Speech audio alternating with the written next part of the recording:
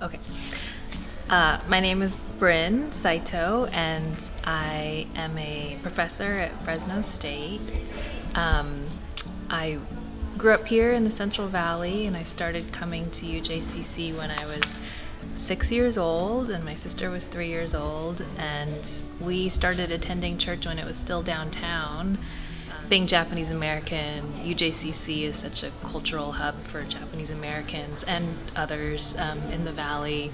So going to Kako in summers and then coming to UJCC on Sundays was a way for me to connect to my Japanese American side. I'm also Korean American and Japanese American, but UJCC was a big role in helping me feel a part of the Japanese American community here in the Valley and learning the stories from the elders and from everyone in our community about their struggles and their triumphs and their joys.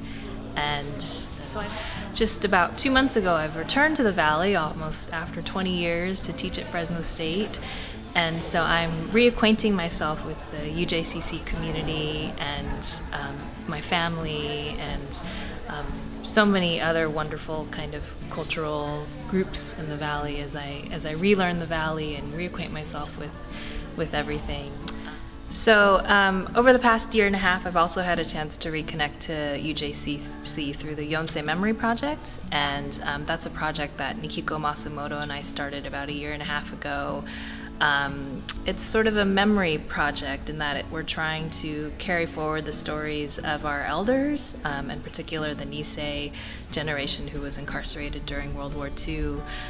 We're realizing that we're all getting older and generations are changing, and we really want to capture and preserve the stories of that generation before it's too late, and so we can teach our generation about those stories and the next generation about those legacies of Japanese American resilience and struggle and the history.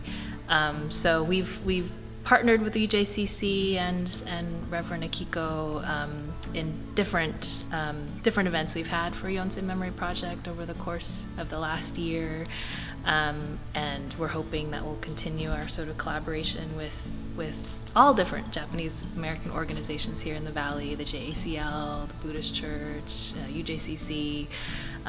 We're hoping to just continue to build momentum around remembering and preserving those stories at this particular cultural moment that is a very fraught kind of political cultural moment. So how do we as Japanese Americans think about standing up for our neighbors or supporting those communities that are under duress or struggling right now? How do we build ties of solidarity between our communities and other communities? So UJCC has been a wonderful partner in helping us do that work over the past year and a half, which has been really wonderful.